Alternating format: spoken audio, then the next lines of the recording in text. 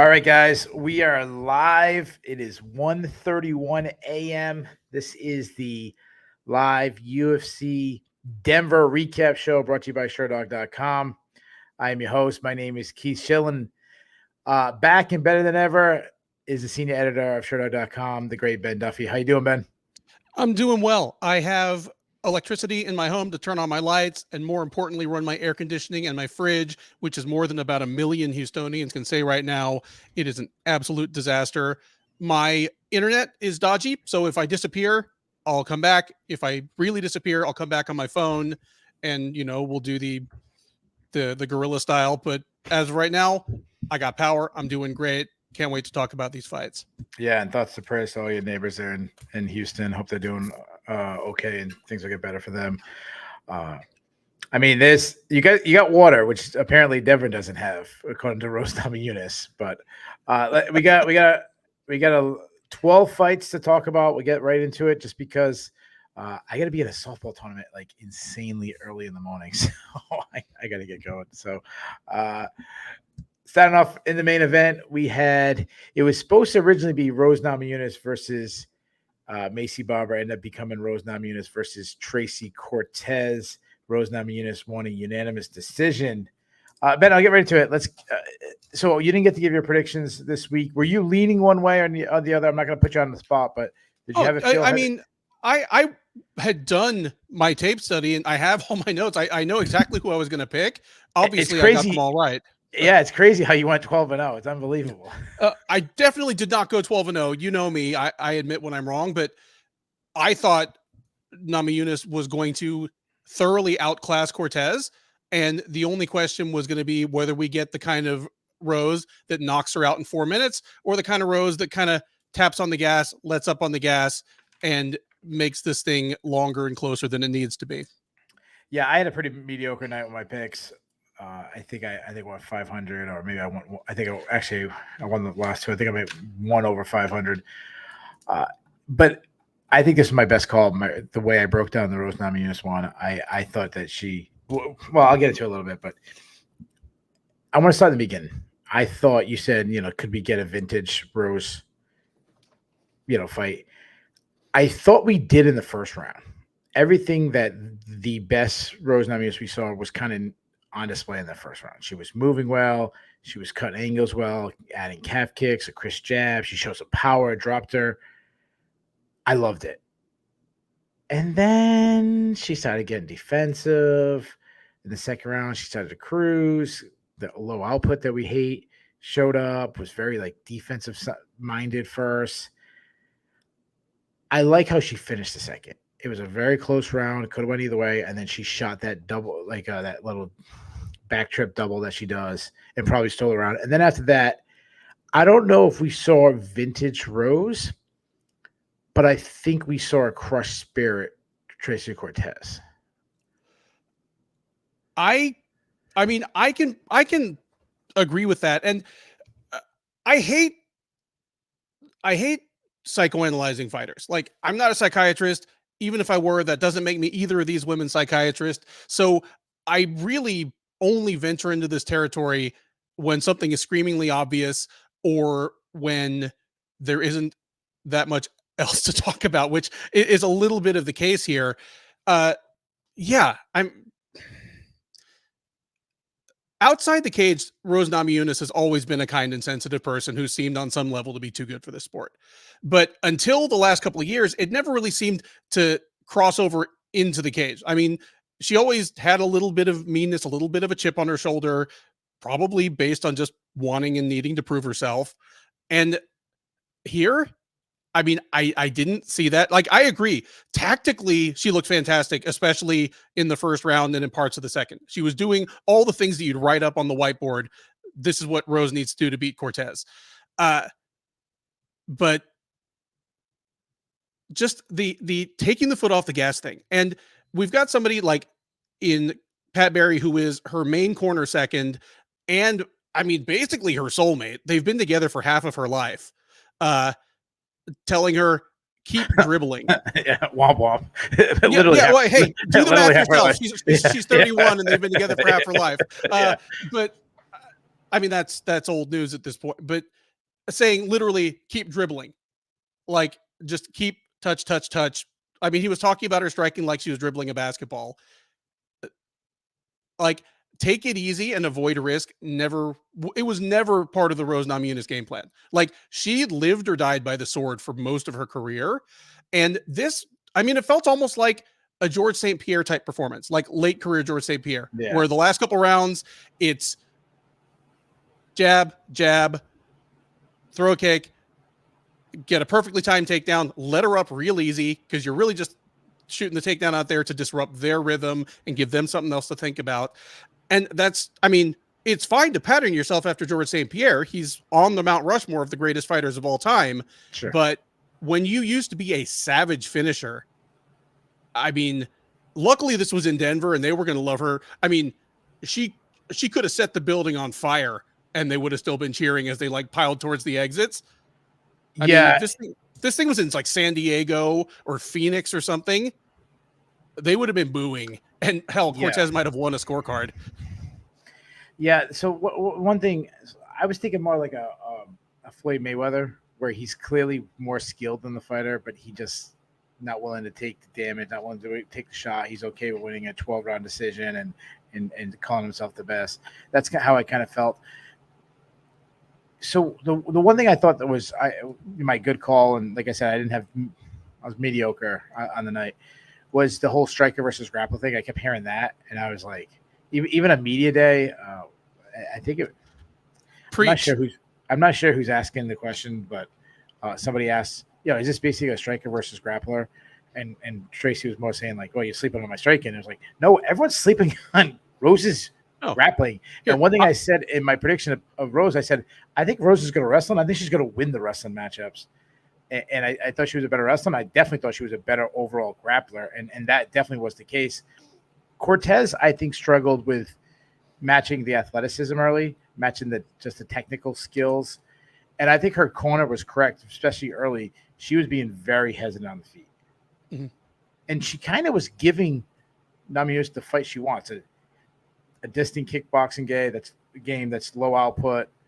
Rose is not really getting touched. She can get a speed defensive sound, land a couple shots, move away, land a couple shots. It was like it reminded me of Carlos Esparza versus Rose Namajunas if it was just like pushed up a couple notches. You know what I mean? Like, but the general thought of the first two rounds was that. Now, what I said that I think we had mentally broke Tracy Cortez, there was a couple situations where I just thought it sucked all the life out of Tracy Cortez. The first one that comes to mind was in the third round. Dominic Cruz pointed out Tracy Cortez had she had an over, double overs, and Rose Namajunas had double underhooks. And that's from wrestling, that's usually, not always, but usually the underhooks is in the better position. You have to have incredible hips. You got to get momentum. It's really hard to throw. And she went with it like a Henry Cejudo inside trip. Problem is, she didn't have the balance because of the inside trips. And I felt like that was a moment where it looked like she was going to get a takedown. Instead, she got put right on her back, and her spirit went out for like the next 3 minutes. She kind of got. Then at one point, the same round, she gets mounted by Rose. She starts running up the cage, like she's going to get out and bridge. And Rose was able to like let off the pressure a little bit and take her back. Mm-hmm. And now she's fighting off rear naked chokes.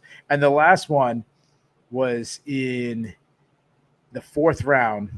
She starts getting some momentum. She's been trying to take Rose down the entire fight. She finally shoots in for a takedown. Looks like she's getting Rose down. And as soon as Rose hits the ground, she pops right back up to her feet.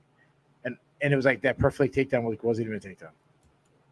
I think those three moments to me was just sucked all the life out of her. Oh, yeah. I mean, you wrestled, you fought MMA, I wrestled as well. I've been back at the gym doing BJJ this year. When you're in a just one-to-one head-to-head sport, and I'm sure it's the same if you're a tennis player or a chess player or whatever, nothing is more demoralizing than when you did the exact right thing and it still didn't work. That's discouraging.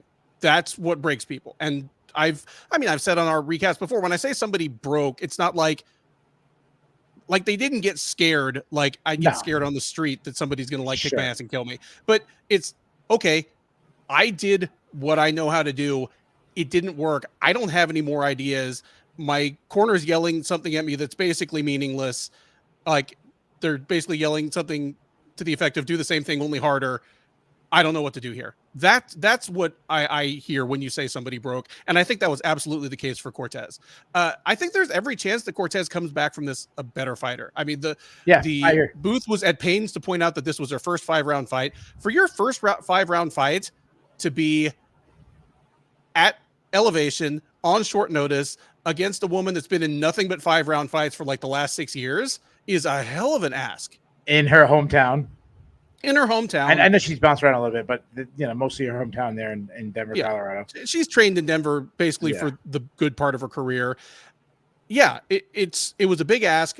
I don't think Cortez loses too much here.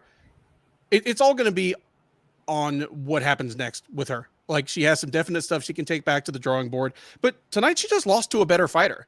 I'm glad that you brought up the point about people sleeping on Namajunas' grappling. Like she was a grappler first. Like the reason she's even on our radar is in her second pro fight, she flying armbarred someone in like 10 seconds. And we're like, who the hell is this little chick that Pat Barry's jumping into the cage and lifting up into the air? Like that came first, but she's reaching the prime BJ Penn point where I may not agree, but if you want to tell me that at her best, she's the best striker and the best grappler in her division, I don't think you're crazy. Yeah, totally. Again, I don't think she's the best in either, but she's second or third in either. So she's the balanced one of the division. Mm-hmm. My big concern with her is the mentality, the cruising mentality, keeping fights closer than they need to be, having lower output. Like that second round shouldn't have been as close as it was. The fourth round should have been as close as it was. So that's the thing I'm concerned. I do think this was a good learning experience for Cortez. My concern with Cortez, she's been so inactive. We think about how we think about these two fighters. Rosa Namajunas, a lot of people are looking at her kind of on the back nine, showing decline. Cortez is viewed as new on the streets, new hot prospect, rising. And Rosa Namajunas is 2 years older than her. They're in that, they'd be in the same high school.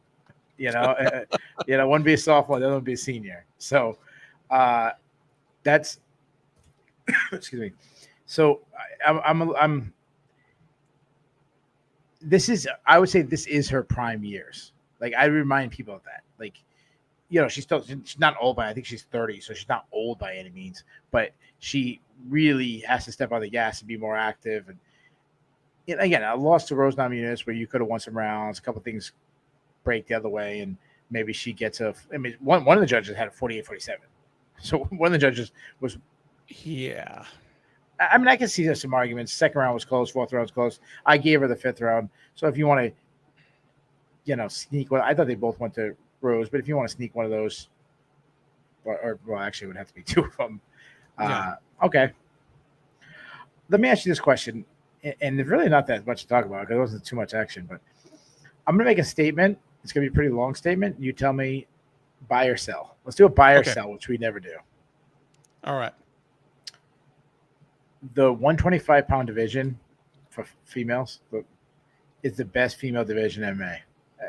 In the UFC, I want to stick it to just UFC because you have the champion Alexa Grasso, who has, if you're the UFC, you have, and I'm not going to judge the people who love, but we'll call them all beautiful, but a very good-looking girl who's also that Mexican fighter that really hot market you're trying to push. Yeah. Obviously, you have Shevchenko. You have the promoting the long reigning champion and dominance of her. You have obviously Namajunas with the 2-weight success. She's also a fan favorite that a lot of people like. You have Manon Ferro with France, and that's a big market that they've been trying to push to get in. Obviously, you have Cortez and the Hispanic market that they want. Blanchfield, you can market the youth of Blanchfield. Barber has that big personality. She kind of markets herself. Oh, and then you got a bunch of other ones. Barber got 10 times more applause in the arena tonight than Pennington and Torres sitting next to each other. Yeah. And one of them is a UFC champion. Yeah, one of them's a champ. You had like 25 UFC wins sitting, a few rows away from 6 UFC wins, and one of them got like, 10 times more applause.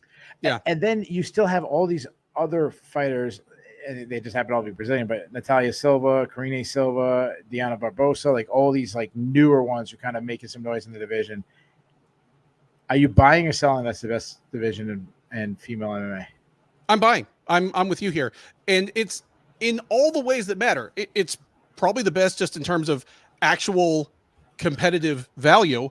Like when I compare any two divisions, the two questions I ask myself are, how much do you have to do to break into the top 10 or get to a title shot? Like, is it like men's welterweight or featherweight where you need to win like 8 fights in a row? And then the second question is always, how good is the 20th best fighter in each division? The 10th, the 50th? Yeah. The 50th best lightweight in the world is still a damn good fighter. They're probably at least decent everywhere. They're probably a good athlete with good conditioning. The 50th best heavyweight is going to be absolutely terrible. Like, by any of those stretches, I think the UFC women's flyweight division is the best women's division in the UFC. Like, 135 has no depth. Even inheriting all the failed 145ers, it's terrible. 115 was the best division for a long time, but it ended up almost like light heavyweight has been, where there's a knot of big name contenders and champs at the top, but then the depth just disappears beneath that. So I'm totally with you. Yeah, and they've had a lot of changes. I mean, you have Rosa Namajunas leaving the division. You had Grasso left the division. Alexa Grasso left. Yeah, that's another one. I forgot about that. Alexa Grasso left the division. You had Jacek retiring. Like all these things kind of hit that division, while the other division above gained stars. Mm-hmm. So I kind of look at the same way. I look at talent, overall talent, overall depth, and then marketability. I always had that marketability in it, and I think it's definitely the most marketable. So let's do some matchmaking here, because when you had the division, the Alexa Grasso, Valentina Shevchenko, tough seasons going on right now. They're going to fight each other. That has put the division on long hold. You have Manon Farrow, who has a win over Rosa Namajunas. So what are you doing with Rose? Is she sitting on the sidelines? Got a title shot? Is she fighting somebody else? What are you doing? If I'm the UFC, I'm trying to keep Rose busy. Okay. Because she is somebody that if there were not this, if not for tough, this fight might have had much more immediate title implications. But everything got delayed by almost a full year because of that. I'm giving her somebody that's coming up, has earned a shot at a big name, but Rose can still beat him. And if she does, like, she just looks even better for whoever's the champ at the end of this year. I'm giving her either Barber or Blanchfield. Yeah, Barber's. I'm gonna do the Barber fight. That one's already been booked. It's supposed to be tonight, so I have that booked. Blanchard, I want to do Blanchard just because she's actually coming off a loss. I mean, I know it was to Manon Farrow, who Rose also lost to. But in a sense, even though you lost to Manon Farrow, getting a fight against Rose, I mean, it almost seems like a promotion when it probably shouldn't. The one thing, do we have a date for Shevchenko and Grasso? Do we have that? We do not. I mean, kind of wondering whether they're going to try to slot it into the Noche UFC thing, which is in September. Yeah, I'm kind of guessing that's probably the most likely thing to be added to that card. The UFC would have loved any excuse to make Grasso versus Cortez at the Sphere for Noche UFC. Like they'll probably, if Cortez had won tonight, they probably would have gone ahead and booked Grasso versus Shevchenko and just sent someone around with like banana peels and kept dropping him in front of Shevchenko as she like walks around town, just trying to see if they can get her to be injured so they could. I think it's fair what you said. Like that's going to be on that Sphere card. I don't think it's going to be the main event, but especially the way they're promoting it as the biggest event ever. All this. One thing I would say to Rose, even though Manon Farrow beat her, we both know that Alex Pereira is going to end up like headlining that card somehow, right? Yeah, he's claiming like he's going to show up with his like Powhatan face paint, but like a giant sombrero on, and just save the day. The Mexicans are going to eat him up because who doesn't like Alex Pereira? I heard him say he has something planned in like November, so he doesn't want to fight in October or November. But I could see him saving that card in September and then returning back for New York City in November, just because of how much of a badass that guy is. But this is what I would do. I would tell Rosa Namajunas, hey, come weigh in. because if something happened to the Grasso-Shevchenko fight, Manavro beat her, but Rose is the bigger name. Rose is the bigger name. Yep. So I would have the Macy Barber fight, but also like Rose next in line. I'm not saying that once that fight, and I'm hoping Grasso wins for matchmaking purposes. If Grasso wins, then it's easy to say, okay, we move on from that. If Shevchenko wins, now we're 1-1-1. What do we do? Cortez, what do we do with her? Why not do the Blanchfield rematch? Oh, like right the ancient wrong. Like Keith can finally cross that off of like his I don't want to say it anymore. For like 8 years. Yeah. Because Cortez, I mean, for all the reasons we just said, I mean, she was a 2-1 underdog. It was a huge ask. I don't think she should take too far a step back here. So someone like Blanchfield, who's a top 15 fighter coming off a loss, I like that just fine. I mean, technically, she did take the fight on short notice, though she was fighting 1 week later. I went with Karine Silva. I said someone else needs to get a step up. I mean, I try to keep the prospects, not that either one of them are prospects, away from each other, but it's more of a lot of people booked. The division's on kind of hold. Let's get one of these. Let's find out who's the real deal. Let them fight each other. All right, guys, we're going to probably breeze through some of these a little quicker than normal, just because, we don't have the biggest names when it comes to, moving forward and everything. But co-main event, Ben, I'm slacking off on my job. My bout order has been terrible because this fight had no business as being co-main event. As both guys kind of at the ends of their career. Santiago Ponzinibbio took on Muslim Salikov. Muslim Salikov winning a split decision. Ben, you're on hold. I can't hear you. Ben, you're on mute. I can't hear you. These guys can't be up this late. These are the same guys that are probably getting dinner at 4:30 at Denny's, getting the senior special. They can't be up this late. Yeah. Salikov's going to bed after Wheel of Fortune. How did you? This is the closest fight of the card. How did you score this one? I actually scored it the way the judges did. I scored it for Ponzinibbio. I mean, I scored it for Salikov. I gave him the second and third rounds. Okay. Yeah, I went the opposite. I scored it for Ponzinibbio. I checked the decision. It was 9-4 for Ponzinibbio, but I'm 100% okay with it. Like that third round was so close. I'm splitting hairs. I'm like, I don't know. Neither guy really did anything. Ponzinibbio got a takedown, kind of didn't do anything with it, but I'm trying to find it started off a pretty fun fight in the first round, and then it just started dragging after a while. Well, it's 5 years ago at sea level, this would have been a recipe for some kind of spectacular slaughter. You had like Ponzinibbio, one of the most aggressive top 10 fighters ever, versus Salikov, one of the guys that has made the Russian all spinning shit all the time thing work at a higher level than almost any other fighter that's ever tried it. But they're 37-40. They both came into this fight, if not on losing streaks. I think they were both 1-3 in their last 4 coming into this fight. So it started off pretty interesting and got slow, and Ponzinibbio started wrestling a whole ton because he doesn't want to lose his job either. No surprise. I don't mind the fight being made. It just was a weird co-main event. I thought the commentary was weird too. Like the fight was much closer than they made it sound. They would make it sound like Ponzinibbio clearly won, and I was like, no. The first round was a toss-up, the second round was a toss-up, third round was a toss-up. I was like, I saw after the first round, it was. I gave the first round to Pons, but it wasn't like an absolute slaughter. And it was like suddenly he popped like a -400 favorite to win. And I'm like, really? Did he even win the first round? It was close. Ponzinibbio came out like he wanted to. Like he thought it was a vintage Ponzinibbio. Like, I'm going to come out with pressure. The problem is he couldn't sustain that pressure. And it felt like a good sitcom that just stuck around for too many seasons, or a good, like Dexter. Like he started off hot, and then after a while you're like, all right, wrap up the story. But because you're so invested, you have to keep watching. Okay. My wife is one of those people that's still watching Grey's Anatomy 20 seasons in, and I'll occasionally look over her shoulder. I haven't watched it in 15 years. I'm like, who the hell even are these people? Like, yeah. Is that the doctor show? Yeah, it's the doctor show. Okay. Yeah. So I went downstairs where we kind of watch TV. My wife is watching TV. My wife's the opposite. She finds the most random TV shows that nobody ever watched. She was watching this TV show called, I think she said it was Resident or something. I don't know. Okay. And it was like a doctor show that no one's ever heard of. I'm like, you're not even watching like ER or Grey's Anatomy or something like this. That's my wife.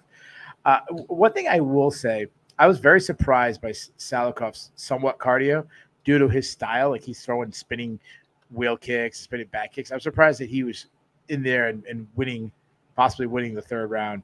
That was the one thing I'd say, wow, I was pretty impressed by that. I thought it was smart for Pons to go for a takedown late. That's what edged it for me. I don't think there's much argument either way. I mean, I guess the people who are betting might be upset, but yeah. I mean, you feel good about Salakov moving forward? I mean, he's 40 years old. I mean, no, I don't feel good about I don't feel good about any 40-year-old fighter outside of heavyweight going forward at all. Like Salakov. I mean, Salakov, even as recently as 2 or 3 years ago at 37 or 38, was surprisingly intact, but he definitely is slowing at this point. Yeah, you know what I did find funny? Salakov being like, Denver's the greatest city in America. This is fantastic. That very next fight, Rose like, there's no water in Denver. Somebody help me out. It's yeah, and it's because she wanted to have a baptism. So, I mean, maybe she's one of those Christian denominations that she wants to go out into a river like John the Baptist took Jesus and actually get dunked. Yeah, because like all you need to do, Rose, convert to Catholicism. You need about this much water. You're good. Like, yeah. I'm assuming she wants to be in the water and or lake or something. Yeah. They don't even do like that you see those like half bathtubs that people go in sometimes. Mm-hmm. Oh yeah. Before that, the banger of the night, Drew Dober taking on Gene Silva. Gene Silva winning by third round TKO. Dude, can we just talk about how impressed I am with Gene Silva? Dude, let's go through the scenario because you kind of did it with Tracy Cortez. I think what Gene Silva would have done is even more impressive. Think about it. He moves up in weight. Now, again, I know before someone gets at me, someone pointed this out to me on Twitter that he actually missed weight his last fight, weighed at 147 instead of 146. So okay, not technically moving up weight, but generally he fights at featherweight and now he moves up to lightweight. Was clearly undersized. Takes the fight out as a replacement on short notice. Just fought 2 weeks ago. So he had to make weight again. Goes into elevation into Denver to do it. So he has 2 weight cuts. Goes into Denver. Goes against Drew fucking Dober. In Dober's hometown. In Dober's hometown. Yeah, like Dober's from Nebraska, but he's fought out of Denver forever. Yeah, and I want to give a shout out to our boy Dev, who also mentioned he won a Drew Dober type fight. Yes, that's a great point. I mean, I don't know what Silva's plans are going forward. As people have pointed out, he missed weight at featherweight. So if he wants to become a guy that bounces back and forth, if this was him legit testing the waters at 155, like maybe moving up for good, Dober's an interesting guy to try it out against because Dober's not a big lightweight. It's not like he walked in there against Jalen Turner or something in his first lightweight fights, but there's literally nobody at featherweight who hits as hard as Dober except maybe Ilia Topuria. That's it. So if you're going to say, all right, I need to 145. That's what I'm saying. There's nobody at 145 that hits like Dober. Oh yeah, except maybe Topuria. But I had to say that at lightweight, the top 15 is full of guys that hit like trucks. Gaethje, Poirier, Dariush, Chandler. So if this was Silva saying, okay, McGregor. McGregor. He's more 185, but like, who knows what he is? But as a test case, like, let's see what it feels like when I get hit by a guy with power at 155. It was an interesting case, and he took some of Dober's best shots. Like, he clearly didn't like it. Like, he reacted. So it's not like Dober was having some weird off night. He hit Silva several times hard. Silva survived. He hit Dober back. I mean, he looked fantastic in the first round in particular. Dober made some good adjustments going into the second.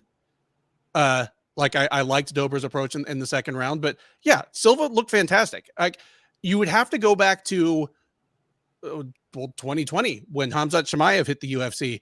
for me to think of somebody who kind of raised their stock as quickly, more or less just coming out of nowhere. Yeah. Like Gene Silva. Like is absolutely essential. I want to put out that a lot of people in the chat mentioned Josh Emmett as a possible big hitter at 145. So that's fair. We'll throw out Emmett in there too. But Emmett has hit one person hard in like the last 8 years. Yeah, he doesn't. Like, he brained Bryce Mitchell, but yeah, he doesn't land the punch often. But when he does, it does crush people. Silva's striking is special right now. I mean, it's fast, it's creative. When he started changing every time Dober came inside, he started like changing it to elbows. I mean, he busted. He had Dober pouring, gushing blood early, and then he has absolutely like incinerated his eye instead of pointing at it. Like almost having mercy. I'm like, ref, check that one out. Like I don't want to hit him anymore. That's pretty bad. Yeah. I mean, the dude had Drew Dober wrestling, and now that they have Drew Dober wrestling, it wasn't like Dober saying like once in his career I'm going to try to be smart. Maybe I have a wrestling image. He had Drew Dober wrestling in the third round when Dober was down 0-2, and they're like, "Hey, you need to stop this fight." Yeah, like, that's the kind of performance Gene Silva put on. It's good stuff, man. Like, all right, so pick a weight class. So you're his manager. Pick a weight class and book him a fight. Which one? Okay, 145 or 155? I'm sending him back down to 145. Okay. It would be easy to just match him up with Shillan and Orosa, same weight class, two exciting guys. They both won the night, but I think that's almost lazy. The UFC has time with Silva. There is such a long line at 145. There are people like Laron Murphy and Diego Lopez that are on long win streaks, and they're not that close. But he definitely deserves a step up. He deserves a name, and he deserves someone that either is ranked or has been ranked recently. In 2 weeks, Giga Chikadze and Arnold Allen are fighting. I'd give him the winner of that, or if the winner has a bad cut or a broken hand or something, give him the loser. Either of them is a suitable next fight. Yeah, but who knows with this guy? He might be fighting on next week's card anyways. So obviously that's a joke because he went almost 15 minutes tonight. I'm doing the opposite. I'm going high and I'm going at 155. I'm getting Rafael Fiziev. Oh man. Tell me that wouldn't be the most banging fight. That would be fantastic. I like that. And Fiziev is another guy that's in that top 10 or top 15 at lightweight that hits like a ton of bricks. And he's lost 2 in a row. Yeah. But Silva's proven that doesn't faze him. Like, yeah, beautiful stuff. If he wants to stay at 155, I think that's very appropriate. I thought some other ones that people tossed out there. Dev mentions Calvin Kattar.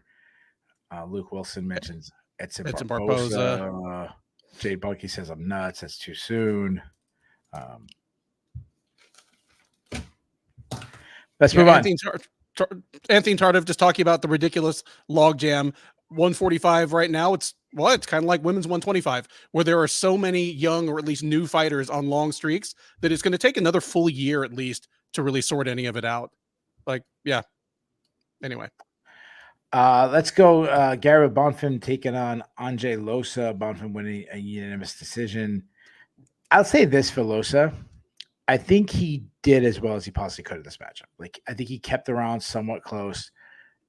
Did it, shot a lot of takedowns, trying to close the distance.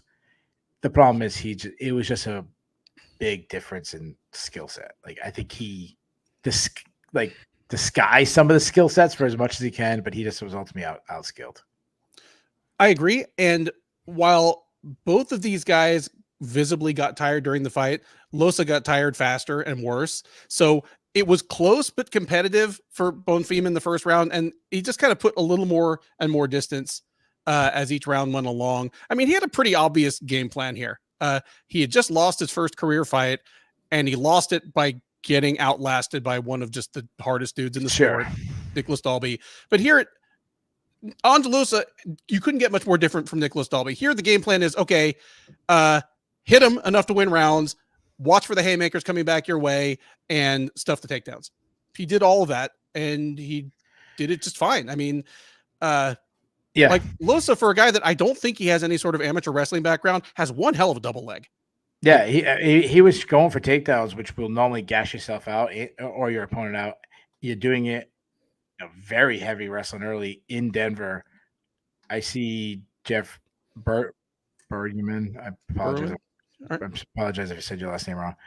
Saying, he wasn't that impressed with Bonfim. I understand what you're saying. There's some things I did like. I thought he was, early on his hands were pretty fast. I thought they were accurate. What I liked most though is because of the style of the fight was. I think Losa is a little underrated, and the style of fight Losa was pressing on him is a very draining fight. You mentioned he gassed in his last fight. Now you go to an elevation.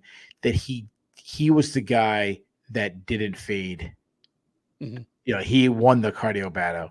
So I think that was a good thing. Yeah, I mean, he's definitely taken a step back from being, well, is he the better Bonfim brother? Is he a future champ in this division? This win doesn't bring him all the way back from the loss to Dalby, but it did show a lot of the things you would want to see. And showing 3 rounds worth of decent cardio at altitude is a good step. And getting out cardio by Nicholas Dalby is like, that's a fight that years from now, Bonfim might get higher than Dalby ever got, but it'd still be like, oh, I understand why you lose that fight then.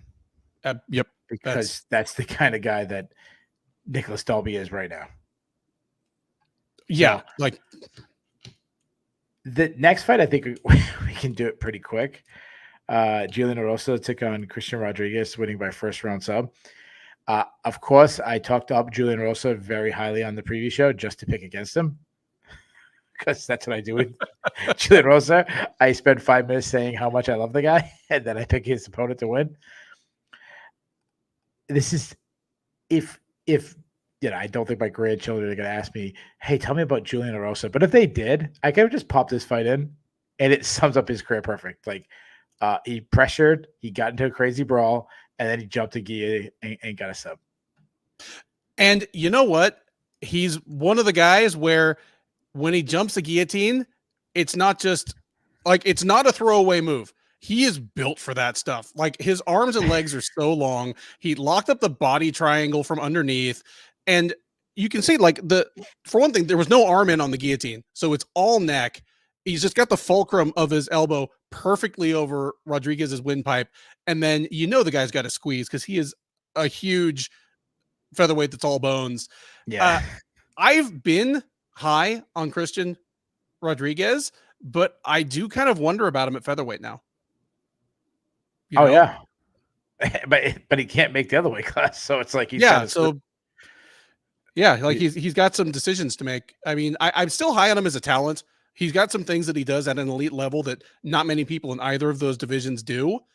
But yeah, he needs to pick one division or the other and make the necessary changes in his body to be at his best there. Yeah. I saw someone on Twitter and Marcus Boss had kind of made the same joke on this. Muslim won tonight and Christian didn't. So take that for what it's worth. Don't come at me, Christian. So I'm just making a joke.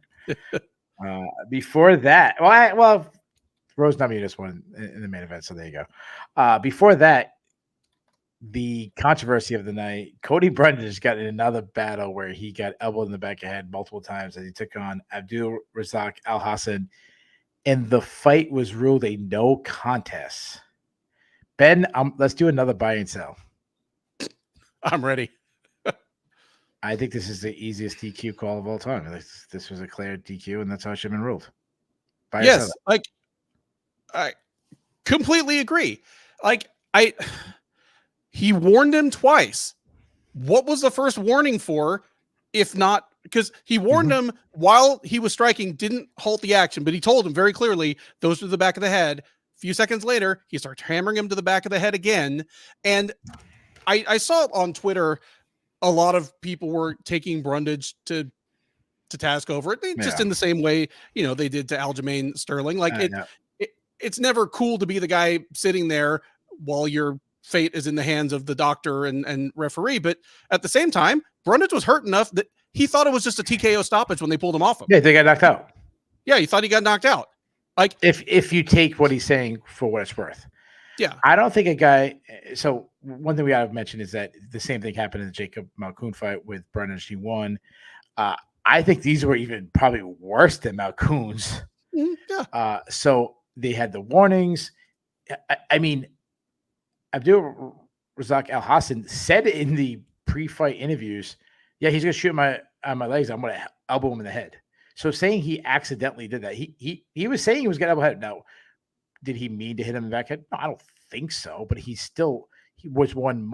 When you're one multi-time, stop doing that. You have to completely go to something different. Oh, and it's not like a groin strike or an eye poke where there are multiple pieces moving in space. Like Brundage was kneeling at his hips. Like he was moving his head some, but it wasn't moving much. And Al-Hassan was looking directly at what he was doing. Like they were about as blatant as they get. Like, yeah, for me, it was a super obvious DQ.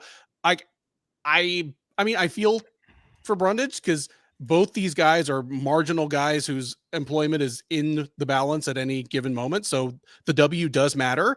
And hell, it's half your paycheck. Like one of these guys, whichever one you think, lost half his paycheck tonight. So yeah, that's right. So people saying, "Oh, Brundage being a wimp," and they go back to Malkoun. Like I take that Malkoun thing out. Like yes, he got elbow back head. Some of it's just circumstances. He's a wrestler who shoots. Now I know Malkoun was on top of him; it was a little different, but he puts himself in this position. Now I'm not saying that deserves to get elbowed in the back of the head, but his style of fights leave him to get elbow in the back head. No different than a certain guys, the way they fight leaves them to get knocked out. Like Shillan and Orosa, he's a guy who keeps his chin high in the air and swings for a brawl, more likely to get knocked out. So that's how I kind of feel. I hate he's trying to get the win and he's not really, he's milking it and this and that. First of all, there's a reason why they're illegal in the back of the head. They knock off your ankle limb and it's super fucked up. But also, if you're sitting there and you're about to get a no contest, you might as well say, fuck it, I'll fight. At least then I can try to get my win bonus. Like right now, I know I'm not getting my win bonus. You're Cody Brundage. It's not like your record really matters. You're not like, undefeated prospect trying to get a title shot. Like you are what you are at this point. You're a low-level UFC talent. Yeah. I mean, I guess you could argue he's trying to keep his job. So maybe you can make that argument. But like people questioning the toughness of people who fight in a cage for a living, to me, is just mind-blowing. It's just, it's absolutely bizarre. And I will reiterate what I said after the Jan versus Sterling fight. Once that foul has occurred, it shouldn't matter whether the fighter thinks they can continue or not. Yeah, that's a good point. If it was enough to do damage, because here I think the ref, at least in part, chickened out because he's like, oh man, now I've stopped this fight. I feel like I'm really interfering. If I make it a disqualification, this guy's corner is going to like freak out at me. Like if it was blatant, like if it wasn't accidental or if it was, inadvertent, but happened enough times that it was at least negligent and it did damage, it shouldn't matter whether like Brundage could continue. Or if Brundage could continue, then you deduct a point and you keep going. Yeah. But like it shouldn't have mattered if Sterling like rolled around on the ground like he'd been shot with a tranq dart, and then as soon as the ref said the fight's over, he got up and like just did the X crotch chop to the crowd, said ha ha ha, I fooled you all. Because his reaction should not have mattered once the foul occurred. What I love how we expect athletes in our sport to get fouled and just be okay with it and say like, oh, I know this guy did this illegal move that put him in an advantage to win right now. I'm just going to suck it up and put myself in a bad position. But other popular sports, it's normal. Like soccer, I mean, they get touched, they flop all over the place. Like they got to, just jumped on a hand grenade. The way they're trying to get a. And guys, I'm sorry. I know I'm this stupid red card, yellow card? I don't know what it is. Like trying to get their opponent in trouble or something, or penalty kicks or some shit. Basketball, guys constantly fly. Every time you miss a free throw, you can play and you get fouled. Think about NFL, a wide receiver. Every single time a pass is deflected or get batted down by the cornerback or the safety, they're always throwing their hands up there trying to get a flag. Yeah. But in MMA, they're just supposed to say, oh, okay, let me keep fighting, even though I'm so fucked up right now. Yeah. Anyways, let's not even mention, not only were they the back of the head, some of them were 12-6.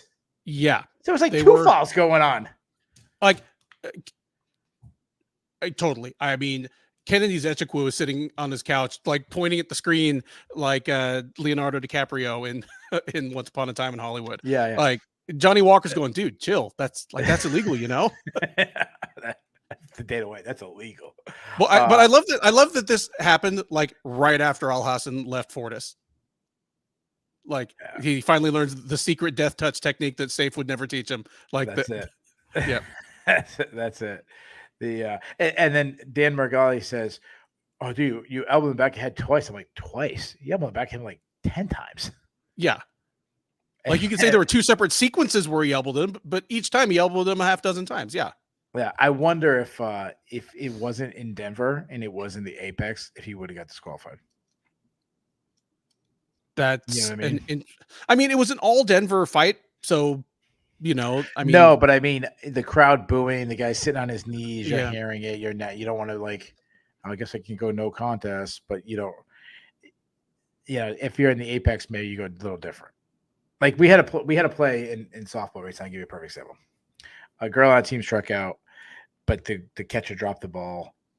They had like the girls didn't run at first, and the catcher like tried hiding that she didn't drop the ball and throw it back to pitcher. And then we all screamed run, and then she ran, and the first baseman like didn't get over in time, and she got that like drops 3 strike. And the other team was trying to argue, "What are you talking about? She struck out. She didn't drop it. It was clear as day the girl dropped the ball." But there was a big like argument going on briefly. Well, the same runner later on, there was arguing. This one team was a bunch of assholes the whole time. But anyways, a girl stole third, and she actually got under the tag, and she was safe, but it was close. And the umpire, he called her out, and I'm like, we were winning, and it wasn't first arguing, and I was just like, that was a completely, I don't want to hear the argument from the other team. I already gave a close call to one team. I kind of feel like that was happening with Dan Margella in this. Like, it was just like gave in to the masses. Which, I mean, dude, you're the biggest ref in like high level mixed martial arts. Like if you're not there to say like screw it to the crowd, like who is? Anyway. Yeah, exactly. Before that, probably my favorite fight of the night, heading into the contest, absolutely delivered. Charles Johnson took on Joshua Van. Johnson winning by 3rd round TKO. Dude, Johnson was a guy when he came into the UFC, was not a guy that I was like super excited about. Addition, just seemed like a mid-card filler. But this dude is a dog. He continues to look better and better each fight. Took out a big prospect. Never stopped coming. Never stopped working. Came out like crazy and throwing. Gets a TKO win. Dude, talk to me about Charles Johnson. I will, because it makes me sad to talk about Josh Van, because he's one of my dudes from Houston. All right, here's the thing. It's so common. I mean, not only does it happen every event, it happens several times every event. Like it probably happens in 1/3 of all MMA fights, where one fighter has pretty clearly lost the first 2 rounds. Everybody in the building, from them in their corner to the person in the highest nosebleed seat, knows exactly what they need to do in order to win the fight. They need to either get a knockout, get a submission, or like do enough damage to, bring a draw at least into consideration. And you think of all the times that happens, hundreds of times a year, even just at the UFC level. How often do they actually do it? Very few. Very few. Or they'll do it for a few seconds, and then the second something goes wrong, they revert back to what they were doing for the first. I mean, look no further than Cortez and Namajunas. Charles Johnson brought out a whole host of weapons that he had, for some reason, left in the holsters in the first 2 rounds. And I understand why, because Van knocks people silly, and nobody wants that to happen. But he knew he needed a knockout. His corner said, dude, you need to knock this dude out. And he came out and all of a sudden started leveraging the enormous reach advantage he has. Like both of the punches, like the one that set Van up and then the one that floored him, I mean, they may have been from outside of Van's kicking range. They were so long. That uppercut, like as I picture it, I can't even remember whether it was a lead hand or a backhand uppercut. It almost doesn't matter because, I mean, neither of them was really set up in their stance. It was in a wild situation, but there are not many flyweights on the planet that could land that punch. It looked like a Junior Dos Santos uppercut. It did. It did. Like right down to the fact that they were probably like 6 feet apart when he threw it. Yeah. But it was dead accurate. It floored the man. And yeah, Charles Johnson won this fight 100% because he like willed himself to stay in it. Yes, it took if not a mistake, like a moment of inattention from Van. It took some luck. You don't win fights in this sport without a little luck, but he was only in a position even to do it because he's one of those few guys that said, all right, I can either just like lose a straightforward bastard 30-27 decision, or I can try some shit. Like, how can you be mad at that? It was amazing. Well, I thought the fight was a little closer. I actually scored the first round for Charles Johnson. I had Van winning the second, and I had him having all the momentum going into the third. I like some of the things that Johnson said. I thought his movement was really good, his nonstop output. I think the stoppage was a little early. I think it was inevitable. Like, I think he could have ate one or two more shots on the way down. But I think of that, like, the pendulum is like the very beginning of the early, good stoppage. But he could have ate a couple more shots. I think this says Johnson's good. I don't think this says that Van's a bust or anything like that, or fraud check, as people like to say. Because I still like Van a lot. He's super young. I think he needs to take a step back, and he's at the age where clean up your skills, beat up some guys that you should beat up. In 2 or 3 fights, you can right back to this level. It's flyweight. It's such a great division. There's so much talent, and the guy that I didn't believe in, and you got to stop. Like, I can't doubt him anymore. I mean, he's got 3. It's not that he gets 3 wins. He's got 3 quality wins in a row. He really does. And they've been just kind of moving up in very logical order. And I agree with you. Like, I'm not writing off Van here.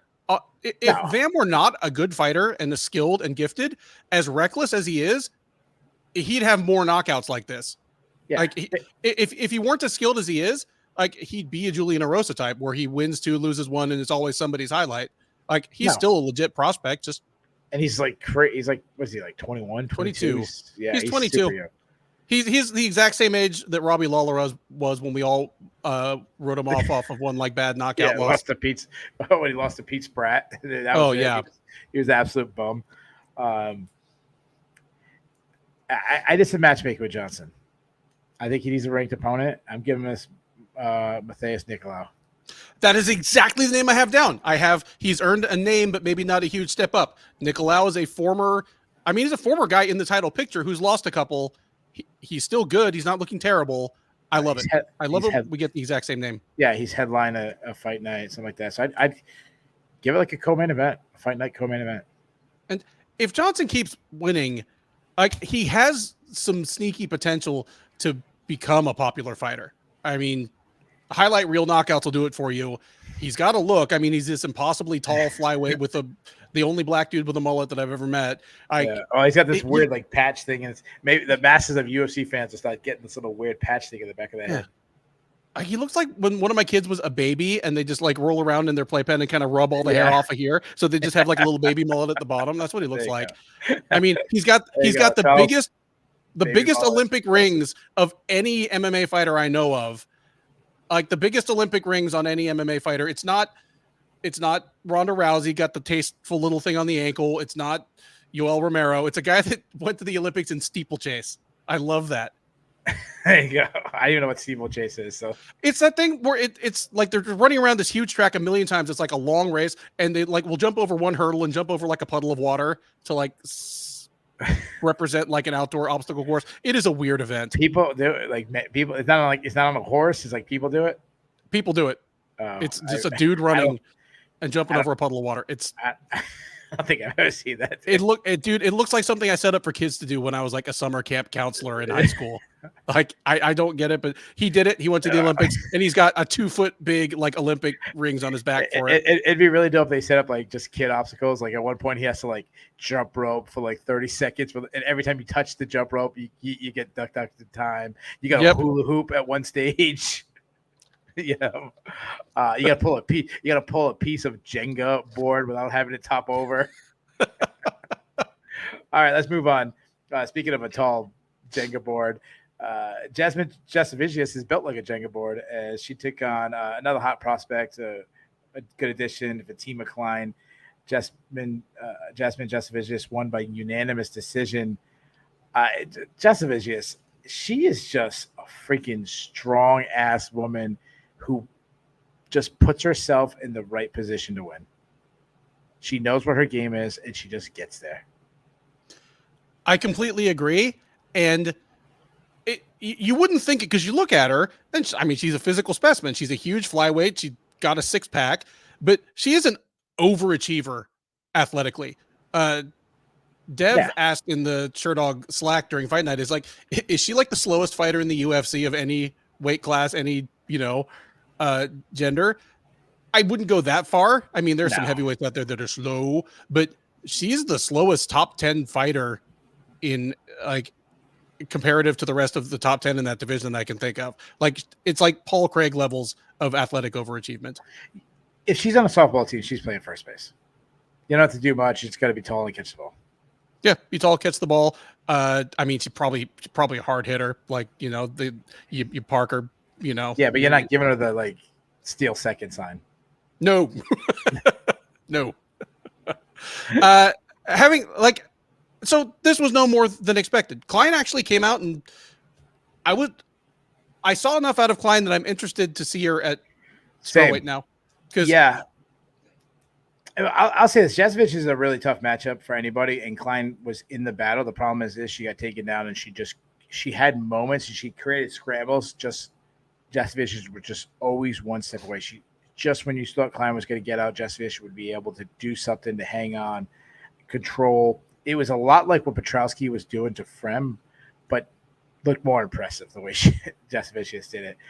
Yeah, Klein has some holes that need to be fixed. I'll wait to get the little dude seriously, but I like Klein. I think Klein has a higher upside than Jasovich. I think she's going to make it further than Jasovich will. I agree, because I feel like I can. Jasovich is 35 right now, so I feel like I can kind of map out the next 2 or 3 years of her career. She's going to win more than she loses, but won't quite make it to a title shot. The wave of younger women coming up behind her, they're too close. They're on too long a win streak. Whereas if you tell me that Klein is a future title challenger at 115, I'm not betting on it, but I'm not shocked. When I was watching this, it felt to me like when a freshman makes it to the finals of some tournament and loses in overtime to the senior, but the senior goes on to win 6th in the state, and you're like, hey man, you just lost 6th. You're only a freshman. You're gonna do better than that kid did. Yeah, that's how I kind of felt like this. You're not better than him now, but ultimately you're going to be better. This fight was, I think, 18 seconds long. It was a fight that I was really intrigued by. After checking the odds, it was super close on the odds. I guess someone was saying in the chat that Jackson opened as a favorite. A lot of money came in on Blackshear. Blackshear actually closed as the favorite. Montel Jackson knocked out Damon Blackshear in 18 seconds. We like to bash the commentary. You got to give Dominic Cruz his call. He said right before the knockout, and if you got this, Ben, he said, watch for the straight punches. They're super fast. He didn't even finish the sentence, and it was a quick one, perfectly what he called knockout. Yeah. First punch thrown by Jackson. It was it was like a southpaw 1-2. So it was like his right jab and then his left cross. Yeah. The jab barely touched. The left leveled Blackshear, and couldn't have been timed any better. It was right as Dom was saying it. I favored Jackson in this fight, but I was expecting. Honestly, I was expecting a back and forth battle with maybe a lot of awkwardness just from two lanky strikers, in opposite stances. But it only takes one of those. They both can wrestle too, though. And I thought it was going to be a close fight. I like Jackson. He's very well-rounded. He's shown power in his last fights. The dude's won 5 fights in a row. He hasn't lost in 4 years. Some of that's been a little inactive, and some of it's been some bad luck. He had a moment to really kind of shoot up our bulls. Paul Felder gave it to him. Paul Felder tried, said, hey, asked him say something, he like gave the most bland answer, like I want to fight anybody everywhere. And then like they asked him other question, he gives bland answer. They fight Paul, dude, he finished in 18 seconds. Like try one more time, and he's like, all right, I forget how Paul Felder said it, but he's like, like sometimes the guys who you won 5 in a row, it's time for you to get a big name. Sometimes you got to ask for that name to get UFC matchmakers to book you. So who do you want to fight? And he's like, I'll fight third time in a anybody. row. He's like, I don't care anybody. And here's the thing, like it happens week in and week out. And these fighters, they know that the UFC is going to ask them for a call out. They know it. The UFC is desperate for it. It's to the point where the booth was trying to make call outs on his behalf after he walked away. They're like, the guys in his corner really, respect the punching of Rob Font's. Rob Font's out there in Boston catching strays. They're like, what the fuck? You didn't call my name. Like, I don't want to fight this dude. Yeah, Rob Font's watching this. He didn't mention me. It would have been funny if Paul Felder, like while he asked him, he just goes, and he just covered the mic and he says the guy's name and then goes back. But I don't get it, because they sure know to beg for $50,000, even if they won the most boring decision ever. Yeah. But the UFC should just start telling these guys, if you don't have a realistic name in your mouth, don't bother asking for a bonus. You will not get one. Yeah, that might be something that, like, you got to mark yourself. I don't know who it was. It was some of the media. It might have been Adam Martin. I'm not sure, but they were like maybe it was Damon Martin. One of the Martins. Yeah, one of the Martins. I think it was him. It might be somebody else. I could be totally wrong. I apologize to whoever it was talking up, Montel Jackson, how talented he is. He could be a star, this and that. And I said, that's cool, man. But until he gets a personality, he's kind of giving himself a ceiling. Because, his personality is like, holy, watch it paint dry. Yeah. Oh, so let's do it for him. Let's matchmake for him. I'm going to give him a co-main event fight night. Like, he should have been much higher. Like, you could have made an argument. This could have been the co-main event right here. But I'm giving him a name. That division is so unbelievably stacked. So it's not going to be too high. I'm going to get him a win. He's going to knock him out. I'm going to give him Pedro Munoz. Oh, Munoz seems like such a nice guy. Why are you going to do him like that? He is a nice guy. My note on next fight for Jackson is he needs to fight a good fighter. Like, he's got 5 in a row, and it's almost impressive that he's won 5 in a row in maybe the best division in the UFC, and Damon Blackshear is the best guy he's fought. Because I agree that Blackshear is like better than his record. He's definitely better than his UFC record, but he was 500 in the UFC coming into this fight, and now he's below 500. Montel Jackson just needs to fight a good fighter. I like for him either the winner of Chris Gutierrez and Javid Basharat, which is happening in like 4 weeks, or maybe like Kyler Phillips or Mario Bautista. So the same range, but you're going with a much younger crop of guys, and I'm going with the old. I'm doing what I do. Feed the old guy. And I know Jackson's not a young prospect, but more of a new guy in the rankings. Well, if you want to feed the old guys to the new, then what you do is you just like text Jose Aldo's manager and say, okay, if you come back one more time, it's Montel Jackson. You decide. There you go. No.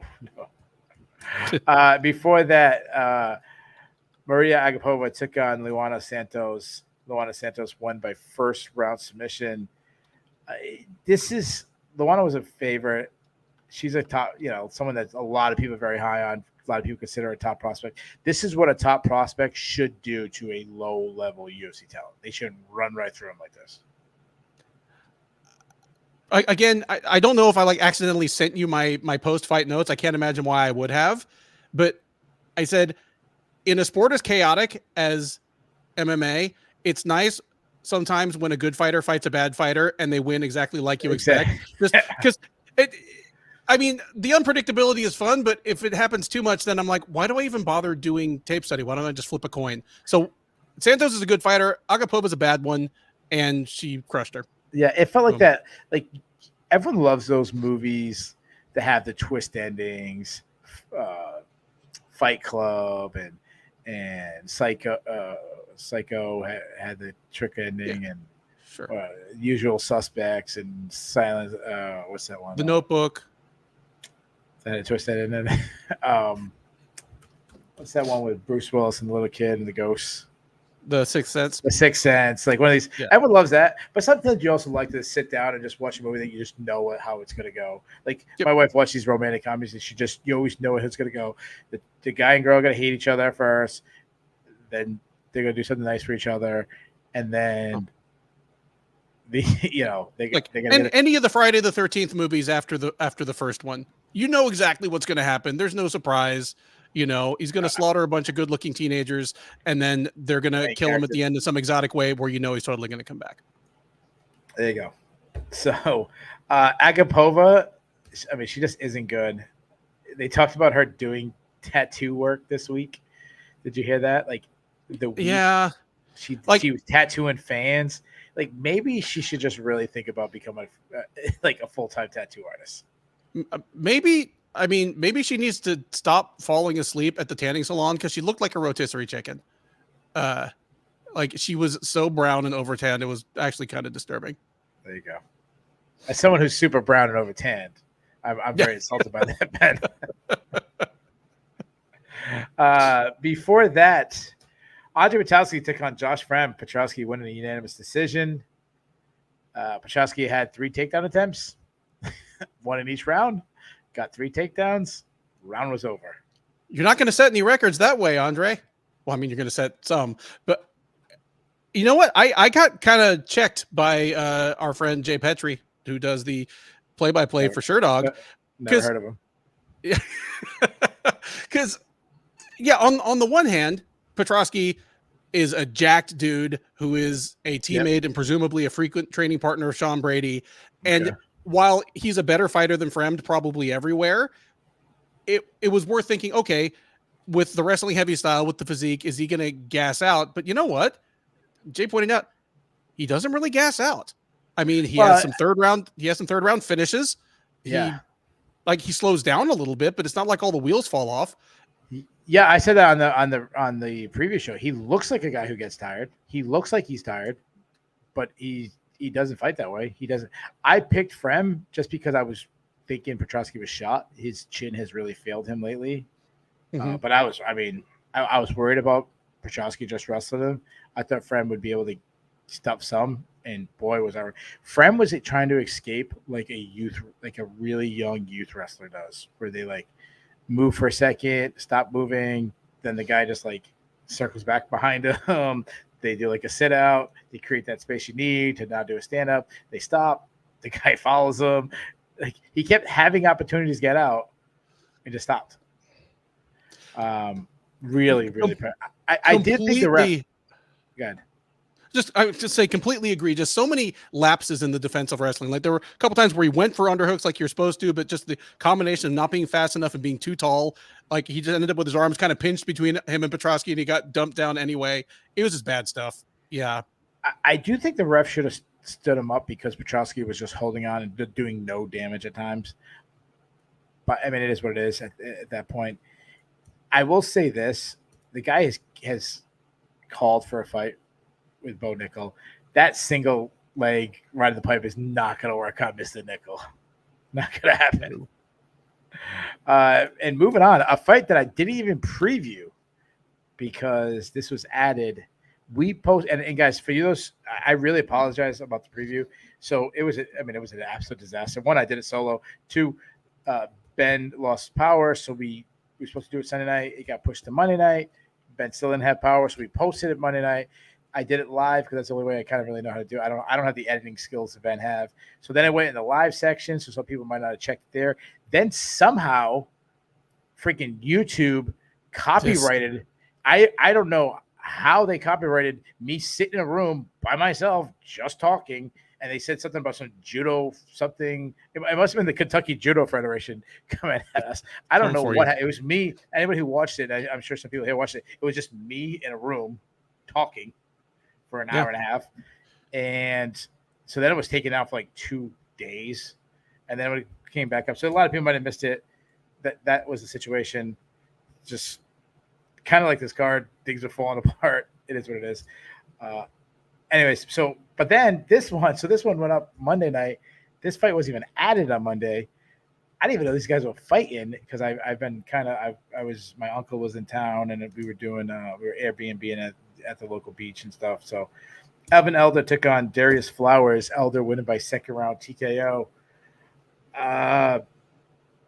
Cool. Elder had a great performance. He showed up week of the fight, got 2 paychecks. Flowers looked like he was a guy who just showed up to work to get one. That's pretty much the way to put it, man. I mean, and the other problem is no matter how motivated they were, no matter how prepared they were, even on full camps, Elder, I think, is a good fighter with some upside, where Flowers is a regional guy that got a UFC contract because he was right place, right time, and he's kind of regressing to mean like, yeah, and that's what I meant by like he's getting a paycheck. He's like he lost him. He's like, hey, I got paid. He's kind of just happy. Like, hey, I got an extra paycheck this week. I wasn't expecting. I thought Elder going to the body was really smart. Like when he had him down on knees, blasting the body was really smart. The one thing Flowers did wrong, when he got like he was kind of done, and it probably was not going to matter anyways. But when he got kicked in the nuts, he should have taken the whole 5 minutes. Like he took like 2.5, 3 minutes. He should have tried to take the whole 5 minutes. I know Elder's getting his juice back, but he had one more chance to kind of run at him, rock him, sock him, robot, maybe catch a shot. He should have taken his 5 minutes. yes. I mean, if anything, at least you get that much more time in the UFC. That's a good point. That is a good point. So there you have it. We've covered all 12 fights. Let's get to some of the fun stuff. Ben, let's go negative. Let's do the cut list. Sounds good. I have 3 for the cut list. Okay. I have 1. I have 2. I have 3. I don't know if they're the same 3 as you. All right. So the way that we do the cut list is if both me and Ben have the same name on the cut list, we give the UFC permission to cut this fighter. If both me and Ben, if one of us doesn't have the name, we tell the UFC they can keep them. I will throw out the first guy we just talked about. I'm going to go. I normally don't do a guy who takes a fight in super short notice, but Darius Flowers says he's not UFC level. He's now 0-3 in the UFC. He looks terrible all 3 fights. And here's the thing. Yeah, he stepped up on short notice, but both of them stepped up on short notice. So it's not like he's doing the UFC a favor. He didn't save anything. He didn't save an event or a co-main event. All he really did was allow the UFC to get 2 more fighters, one of their contractually obligated fights this year. So I'm with you. He's one of the 3 I had. Okay, you can give me the second name. All right. My second is Maria Agapova. She's lost 3 in a row. She's lost 4 of 5. I mean, she's 2-4 in the UFC period. She has no wins over anybody that's still in the UFC, and she's looked hilariously bad in her losses. Like she's one of the worst fighters in the UFC. Like she might be the worst fighter in the UFC outside of heavyweight. Yeah, that's actually who I have. So let's see if we can do 3 for 3, Ben. I'm going Josh Frem. He's 2-4 in the UFC. He's lost 2 in a row. He looked. I mean, the performance tonight was god awful. He was not the one I had, but I'm okay. A-okay with that. Honestly, I'm fine with letting Josh Frem go. So who was the one you had? I'm letting your co-main eventer Santiago Ponzinibbio go. Wow. He is 2-5 since he came back from because he was off for 2 years with staph and injuries and surgery. He's 2-5 since he's been back. Yeah. More importantly, he hasn't looked anything like himself for the most part. He's 2-5, and he came pretty damn close to being 1-6. Like he was losing to Alex Morono till he caught him with one huge punch that, you know what? If it had just knocked Morono down and it hadn't done the thing where he hit the nerve and it looked like he had a stroke, Morono probably goes on to win 29-28. Yeah, absolutely. It got stopped because Morono couldn't talk anymore. So if not for that, he'd be on a 5-fight losing streak right now. Yeah, I don't mean to laugh about your boy having a stroke. It's just the way he said it's super funny. I'm going to say Pons just because I thought he won today. So I actually gave him the decision. So, okay. But again, I won't lose sleep. But Frem can go. Yeah, I won't lose sleep if Santiago Ponzinibbio was cut. A lot of people are calling for Brundage to get cut. I don't think that's right. I mean, the guy should have won today. Say what you want, he should have won today. Yeah. And honestly, I want Brundage to steer into this. I want him to try to do setups to win by disqualification. I don't know if that means he starts running at his opponent backwards, trying to get hit in the back of the head, or he starts aiming his groin at their shin. Like, but I want to. Yeah. I want to see if he can intentionally start winning fights by disqualification. Yeah, just like he kind of have like a little Tim Elliott where he's trying to cheat, but he's trying to get the opponent to cheat. I know this one guy. Shout out to Matt Martin, old wrestler. He was a freshman when I was a senior. One of the greatest wrestlers in Rhode Island history. He was 3-time state champion, couple-time New England champion. Now I think he's the Vermont Penitentiary state champion. As he did go on a string of should have saw this coming. Went on a string of bank robberies, but that's a true story. He used to do this move when he was in referee's position. Guys are wrestling. He'd take their hands and put them together and get locking hands. So I should have saw a guy who cut corners like that. That he'd go on to be a bank robber. Let's do dude seriously. Okay. Yeah. You have any dude seriouslys? I mean, somebody told me and educated me because when Rosa Namajunas walked out, I was like, why is she walking out to hold music? Like the song was so soft. What music? It sounded like hold music, like when you get put on hold by your doctor's office. Oh, hold. Like, why is she walking out to hold music? And then somebody linked me up. It's apparently like a Christian contemporary song, I guess. Like when you're praying it and God needs to put you on hold. Like that's what plays. But so like no wonder. No, he's teaching you patience is a virtue. Patience, yeah. There you go. Yeah, my wife who only listens to Christian music in the car would probably know the song. Marcus Mustard threw one out. Like now, granted, I come from a heavily Hispanic town. Like all, I know that Tracy Cortez probably comes from a long line of people who have thrown down without removing their eyelash extensions. But for it to be such a thing this week is something else, man. Who was the girl that got the fake? They got the tattooed eyelashes. Her eyelashes aren't their tattoo. Oh my! I don't know, but that's not too uncommon. Yeah. Yeah, it's kind of. I mean, like getting eyebrows tattooed is common. Then like eyeliner, I've seen it done, but. It was a featherweight. The girl used to fight a featherweight. She's kind of pretty. I shouldn't say she is very pretty. I shouldn't say kind. I don't want to insult someone's looks. She was a featherweight. Oh, there's like 4 of them. So yeah, was it Norma Dumont? Was it Megan Anderson? Was it Megan Anderson? Was it Macy Chasson? She had like 1 or 2 fights. It doesn't matter. Someone put in the chat. Someone will know. Probably BM Malecki or somebody. All right. Yeah, I mean that's the only other one I throw out. Most of the other silliness, I feel like I got out of the way. All right. I'll give a couple of dudes seriously. How about Josh Fremd's alarm clock? He almost missed the weigh-ins because he slept in and forgot to set his alarm. Like, dude, seriously? I already mentioned this. I'm gonna do it again. The week of the fight, Maria Agapova's having people come to her hotel room to do like a hotel room tattoos. Like, dude, seriously? Like, what about her makes you want to trust her to alter your body permanently? No, nothing. Like what? Like, I mean, her own tattoos are a mixed bag. Some of them are like well done, others, not so much. But she didn't do any of those herself. Like, what about her? Like, she's nuts. She's nuts, and she's not good at her main job. Like, what makes you think she'd be good at Yeah, as somebody who has 1 tattoo and also did it like at a party, like spur of the moment when I was like 19. Yeah, I understand why people do it, so I shouldn't talk shit. But I was like, luckily I've like cleaned it up a little bit, and it's like a cross, so it's like not.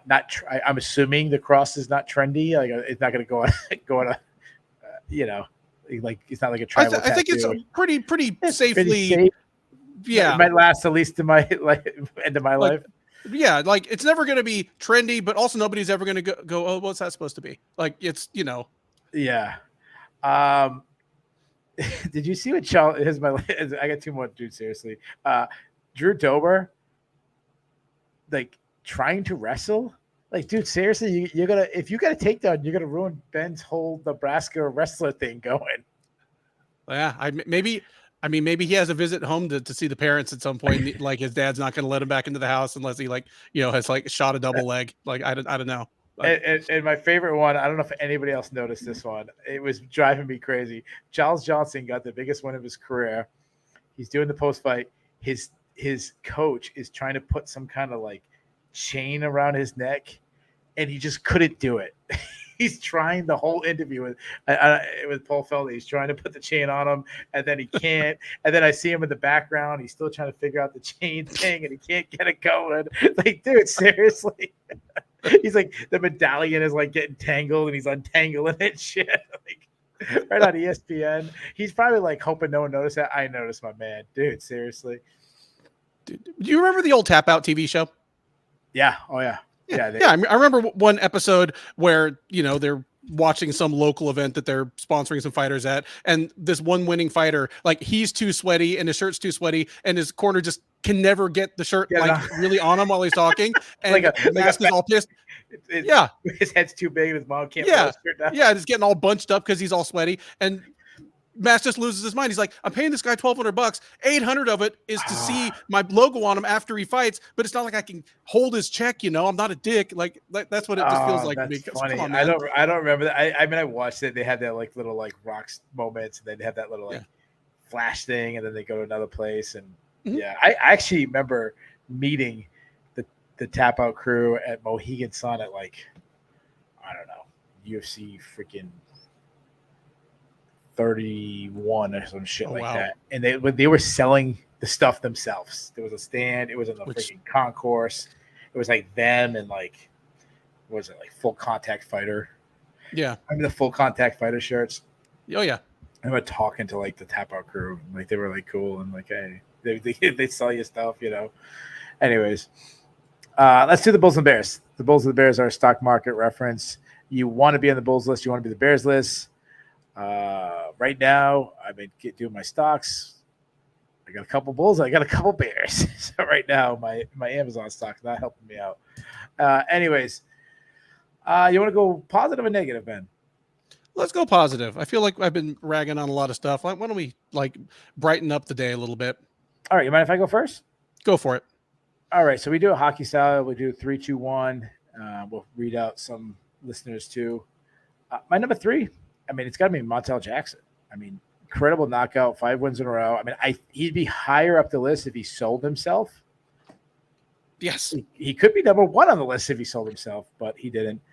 My number 2, I'm going to go with the main event. I know it wasn't the greatest performance, but Rosa Namajunas got back-to-back wins, 2 wins in a row. She's probably, even with Shevchenko, she's probably the biggest name in the division.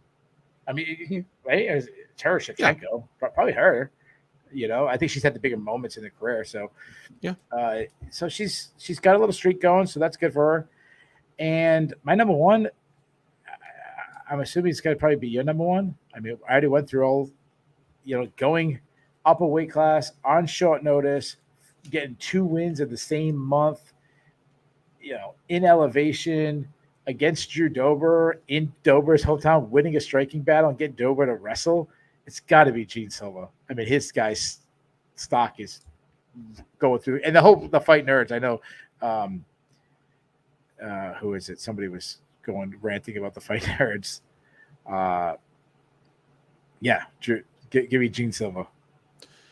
Yeah, I agree with yours to the point that I literally had the same thing for Montel Jackson, where he was my number 3, and I said if he had a realistic call out and had a few snappy things to say, he might have been number 1. So I won't add 3 more. I will just throw in Julian Orosa. Like, what a G. What a G. And you know what? Providing a highlight on just kind of like the middle of a fight night main card. I mean, that's probably the cap for Julian Orosa. Like, keep doing that, dude. Buy yourself another house when your opponents miss weight. And the only one I'll throw in beyond that would be Charles Johnson. It's the most surprised I was by any result tonight. The first round was close, but to me, Van seemed to be pulling away. And then Johnson was just like, nope. You see so few fighters actually do that. It was a fantastic set of punches that set it up. Good night at the office for Charles Johnson, even if he never got that necklace on. I want to go back to Dude seriously because I didn't see this one. and I apologize. Jade Bunky said, I didn't hear this one. A lot of times I'm doing things, tweeting, I'm writing down notes for the show. He said, Felder said the winner of Ponzinibbio versus Salikov could go on a run. A run where? Along the beach? He couldn't have been possibly talking about a title run. It's Nice come on job. now. With that, let's go negative. These are the Bears. I'll let you go first. Okay. Bears. Throw out Christian Rodriguez. Losing a 4-minute firefight to Julian Orosa is in and of itself no shame. But as you and I both mentioned when recapping that fight, he looks like a talented fighter without a division he's really comfortable at. That's a shame. I will throw in Josh Van. I'm of the opinion that he'll recover from this and he will be a factor in the division going forward. I think at worst, he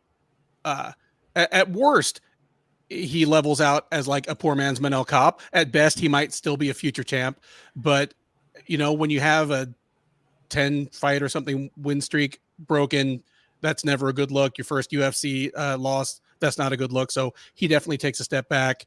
And Tracy Cortez, she doesn't take a huge step back. I mean, as we mentioned before, this was a big ask, but you know, she lost in a way that makes me think it wouldn't necessarily go any differently if they fought again. And that's a problem because that's just one more person that Cortez is going to have to slalom around now if she's ever going to get a title shot in this division. Like all the rest of it is there for her. Like she is a star waiting to happen if the UFC can get her into headliners and title fights on any kind of regular basis. So this was a step back for those plans. We had a lot of Silva, so I'm gonna go with Damon Blackshear. He's lost 2 in a row and he got knocked out. This wasn't a good performance. Usually he has good performance against really good guys, and he kind of, he gets a lot of credit. All the guys really much better, but he kind of stopped winning some fights too. So it kind of reminds me, I do this like a football parlay bet with a bunch of friends, and there was a couple of years ago before the Lions were good. They were like a top 5 worst team in the league for record, but they'd always be like 10-point, 12-point underdogs, and I always pick them because they'd constantly cover the spread. I feel like he's covering the spread, but eventually going to win. That's a great way to put it, man. Wow. Drew Dober. I mean, Drew Dober's always an action fighter. He's going to be a fan favorite, but he's 35. He's lost 3 out of 4. He showed that he might be losing a step. So, I mean, Drew Dober's stock is down as far as wins. I don't think as a fan favorite that's going to change. No. But and my number one, this is going to sound like a weird number one. He didn't lose, and I didn't bash him. You didn't bash him, but the view from so many fans, it's Cody Brundage. He's had 2 fights now. He's been hit back in the head. Neither one his fault, but you're gonna have dumbass Twitter fans constantly challenging how tough he is, and he's stealing that mantle from Aljamain Sterling. So unfortunately for my man Cody Brundage, his stock is going down. So Ben, do we have awards? Awards. Yes, we do. We have a fight of the night and 2 performances of the night. All right. Do you agree with them? I agree with them. Yes, the fight of the night is one of the more screamingly obvious ones for any UFC card this year. Silva Dober. And yes. And I mean, there was a pool of 3 or 4 that could have been performance of the night. I'm fine with the 2 that they picked. I would have been fine with any out of the pool. Okay, so Montel Jackson to me has to be 18-second knockout, whatever it was. Boom, that's one. How about Julian Orosa? I would have been fine with that. The other winner was Charles Johnson. Oh, okay. With his 3rd round KO of Josh Van. Okay. Yeah. Okay. I'm okay with that. Yeah, please come back. Yeah. Good choices today for you. Like Jackson was an obvious one, and for the other one, either Johnson or Orosa would have been fine with me. So I wouldn't even hate it if Gene Silva got 2 bonuses. That would not have bothered me either. But he's already got a show and win bonus that he wasn't expecting 2 weeks ago. So he's doing okay. He could probably get some glasses that don't need tape. Yeah, the guys getting paid. Ben, let's go with your grade. What was your grade for the card? You know what? Up until the main event, this had been a surprisingly entertaining card for one of the worst of the year on paper. Main event leaves a little. I mean, the top two fights leave a little bit of a bad taste in my mouth, but I'm still giving it a B-. Oh wow. Yeah, I kind of scale it with the main event, so I'm gonna just give it like a C. Like if you went there, they're like you're not really mad if you bought a ticket, but you're not going saying, "Oh, this is the greatest event ever." I've never been to an event live that was boring, and I've been to one of the most boring UFC cards ever live, and even there in the moment, I was still entertained. Sure. Yeah. Sure. The listener of the night, which is always the hardest question, we had for it's 3 a.m. I give people credit for these kind of cards to jump in. I'm gonna go with my man Jade Bunky. The guy has some really good, funny one-liners, good content. I mean, on the one hand, he is disqualified because he has his own podcast. I think of him as a media guy. On the other hand, he gave us money, and I have no principles, so I'm fine with that as well. If we were to keep it to people that are strictly speaking eligible, Marcus Mustard was fantastic again. He's close to entering the Hall of Fame where he's not eligible anymore. Oh yeah, absolutely. And Anthony Tardif was outstanding as well. I think he is. But you got to get Jade the one way when one of us aren't in to come on and host the show with us. He's absolutely. I met him when I was in Hawaii. He's a super cool dude. So, real quick, guys, before we close, we will be Well, actually, no, I'm not going to finish the. You guys know what I'm going to say at the end. I'm going to say at the end. I want to address something really quick, and this is we get a little serious for a second. Obviously, we're in a political season. If this is more for the American people, if you guys are living under a rock, you know what happened today. Former President Donald Trump was actually shot today at a rally. One thing about if you guys watch this show, me and Ben have been doing the show for how long, Ben? About 4 years. 4 years. Me and Ben are so different politically. You're okay with me saying what you are, right? Oh yeah.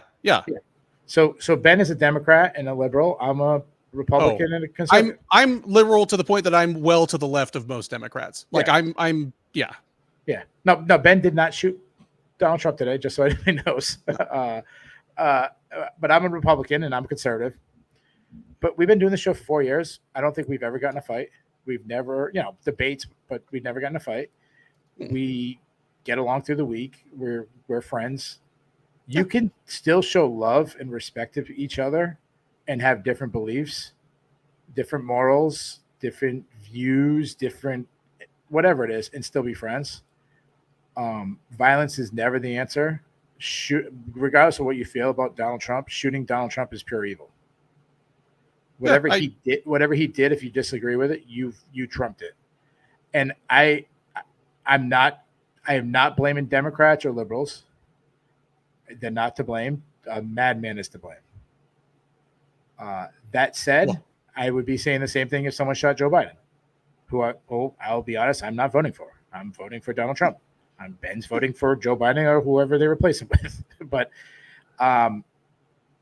like Charles Johnson said, at the end of the day, we're people. That's what matters first. We have more in common than we have against. And today was not a good day for America. So, Ben, you want to say something?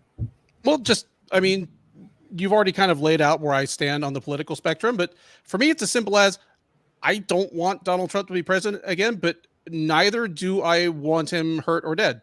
I want him to go on to happy retirement somewhere. Yeah, it's as simple as that. And I mean, we're based on what's come out that the likely shooter was shot and is dead there on the scene. We may never fully understand the motivations, but regardless of which side they came down on, whether it was somebody that hated Trump, and just wanted him dead, or somebody that wanted the things that he wants and thought that making a martyr out of him would further that, They were dead wrong. They were wrong. And even if they were right, they did something wrong. Yeah. Like it's bad. It's bad for America. Like, I would rather have Donald Trump be president for another 4 years than have Donald Trump assassinated on the campaign trail and have to deal with what that does to America for the rest of my life. Yeah, exactly. I mean, this is This is not good. Listen, we're a stupid little MMA show. We're not trying to solve the world. We try to stay out of politics. We make some jokes. I'll take some jabs at Ben here and there. But at the end of the day, like I wish the rest of the world, not to like pump our own chest, but I think the rest of the world was like us. Like, you're a liberal, I'm a Democrat. Don't bother me. If you want this to do this with taxes, I want to do this with taxes. You believe in this choice, I believe in that choice. Like, at the end of the day, Ben's my friend. I love the guy. And I wish the rest of the world would I wish we would come together instead of being divided. So with that, guys, like, share, subscribe. We're not trying to press our political views on anybody. Just something this big in the world happens, I think we should probably address it. Like, subscribe, share, do all that stuff. We appreciate all the people in the chat. We'll be back. We'll be previewing UFC Lemos versus Jandaroba card from the Apex. We dig into all those fights, and then we'll be back recapping it a week from today. So thank you guys so much. See you guys next time.